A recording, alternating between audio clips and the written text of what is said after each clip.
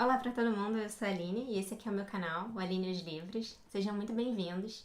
Hoje a gente vai conversar um pouco, aliás, bem pouquinho mesmo, sobre o Julio Cortázar. Esse escritor é bastante conhecido aqui no Brasil pela sua obra O Jogo da Amarelinha, mas não é esse livro sobre o qual eu vou falar hoje. Eu vou falar sobre uma coleção de contos que foi editada em 1969. Essa minha edição aqui é de 95. É uma coleção muito legal de mestres da literatura contemporânea. E nesse livro, Todos os Fogos, o Fogo, tem uma série de contos que dão uma pequena amostra de todas as possibilidades que vocês vão encontrar na obra do Cortázar. Ele foi um escritor argentino, nasceu em 1914 na Embaixada Argentina, em Bruxelas, e ele morreu em Paris aos 69 anos. Ele se tornou muito conhecido por fazer também uma parceria com grandes cineastas como Antonioni. Inclusive, se vocês pesquisarem pelo filme Blow Up, vão descobrir que ele é baseado num dos contos do Cortázar que se chama As Babas do Diabo. Hoje, então, eu vou contar para vocês alguns dos elementos de algumas histórias que eu selecionei. A primeira história se chama A Autoestrada do Sul. É uma história muito interessante porque ela mostra um pouco daquela realidade que filmes como Bird Box ou, por exemplo, livros como Ensaio sobre a Cegueira vão trazer pra gente. Situações de fim de mundo, situações realmente de cataclismo, de catástrofe, e dessa vez vai ser por conta de um engarrafamento numa grande autoestrada que leva várias cidades do interior até Paris. E nessa autoestrada, completamente paralisada por um acidente, por uma série de fatores que não se conhece exatamente, pelo menos não são conhecidos das pessoas que estão ali engarrafadas naqueles dias, a gente vai então conhecer vários personagens que vão se aproximar. Um engenheiro, um carro com duas freiras, um outro carro com uma família. Então o Cortázar vai descrever pra gente a peculiaridade de cada carro, de cada um dos personagens, ao ponto que a gente vai acabar identificando os personagens através dos carros. Então vai ser também uma relação muito interessante, um carro se comunicando com o outro, e os carros ali paralisados acabam passando pro primeiro plano, na medida em que eles passam a substituir o nome das pessoas, dos personagens. E então vai haver uma certa cumplicidade entre alguns personagens durante esse engarrafamento. Outros vão começar a disputar com os grupos que estão nas filas mais ao lado, ou as filas mais à esquerda. Então vão se formar pequenos núcleos que vão então fazer troca de água por comida ou de outros elementos. Então vão haver casos de amor. O engenheiro vai se apaixonar. O engenheiro é o nosso personagem principal, ele que inicia a história. Boa parte da história é contada através da perspectiva dele. E ele então vai ter um caso de amor com uma outra moça. E o mais interessante do conto é que quando todas essas pessoas parecem relativamente habituadas a essa nova rotina, a essa nova vida ali, presas nesse engarrafamento, os carros começam a andar, o engarrafamento começa a se dissolver e tudo aquilo que tinha se cristalizado, que tinha se estabelecido, começa então a se diluir com uma rapidez imensa. E quando o engenheiro chega a Paris, já não existe promessa de casamento, de banho juntos com essa moça ou de um filho, já não existe mais nada. Tudo se dissolve como se nunca tivesse existido. Como se não tivesse nenhum traço na história, no mundo, além do traço da memória de cada um. E, na verdade, é um engenheiro que fica com todo aquele desejo de que as coisas tivessem se mantido daquele modo. Então, é um conto muito legal, muito rápido e realmente é uma belíssima entrada para o universo do Cortázar. Um outro conto que me tocou particularmente foi A Saúde dos Doentes. E aqui a gente vai conhecer a história de uma senhorinha, a mamãe da história, e ela tem vários filhos e tem também 2 ou 3 irmãos que se ocupam e se revezam nos cuidados com ela. Um dos filhos dela foi para o Brasil. É interessante essa ponte entre a Argentina e o Brasil aqui na história.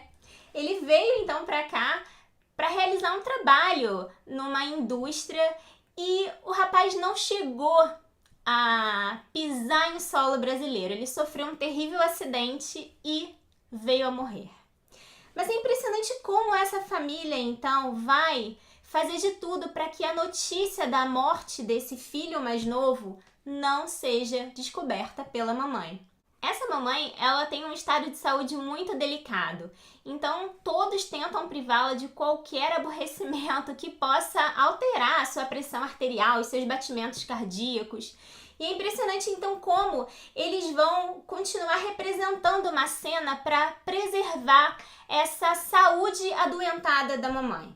Eles vão esconder a morte do filho, eles vão até pedir para que a noiva do filho que morreu vá durante meses e meses e meses, todas as quintas-feiras, à casa deles, para continuar representando aquela pantomima, para manter esse filho vivo e manter a saúde, essa instabilidade mais ou menos equilibrada, essa pressão alta equilibrada, esses batimentos cardíacos incertos. Então, essa mamãe vai ser o centro da história.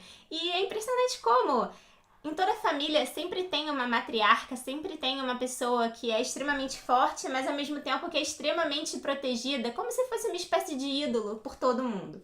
E então a gente acaba se reconhecendo e acaba empatizando com os personagens, com os esforços deles em preservar a saúde da mamãe, a saúde dessa mamãe doente. E como então eles vão esconder várias mortes, uma sequência de mortes, para realmente manter a vida, essa vida estável da mamãe até o dia que ela vai morrer.